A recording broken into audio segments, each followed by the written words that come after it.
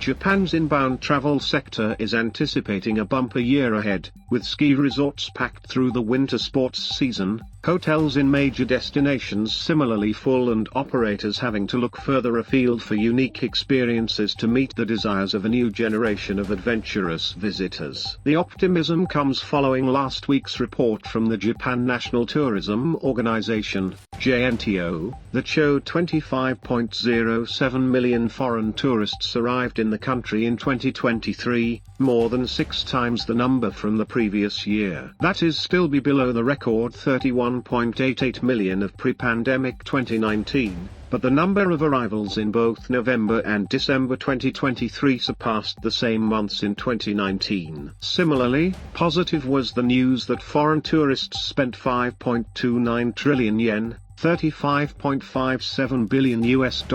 in 2023, surpassing the 5 trillion yen annual figure for the first time and breaking the previous record of 4.8 trillion yen reported in 2019. And that has left the industry confident that 2024 will set records. Japan was extremely late to open up because the government put the coronavirus on the same level of danger as Ebola until May of last year, so there has been a really good recovery when you think that Japan has only been fully open for 9 months, said Naomi Mano, president and CEO of high-end inbound travel firm Luxury. But the situation is very positive right now, with lots of clients spending more than they might have in the past because the exchange rate is in their favor, she told This Week in Asia. The yen being so weak makes Japan seem like a bargain all of a sudden, and travelers are now seeking exclusive, immersive experiences while they are here. The yen was trading at around 115 against the dollar in February 2022, but it had tumbled to the 150 range by October due to a series of interest rate hikes by the US Federal Reserve. We have seen an increase in interest in wellness and mindfulness experiences, and people are no longer worried about traveling outside the big cities as they search for one-off experiences, said Mano. The relatively low price of travel to and within Japan has caused an increase in budget travelers, she pointed out, which is placing pressure on accommodation and transport and stoking fears in some particularly popular destinations such as Kyoto that perhaps locals will soon start to complain about problems associated with over-tourism, Mano said. Luxury has been catering to the needs of high-end travelers from Hong Kong and Taiwan,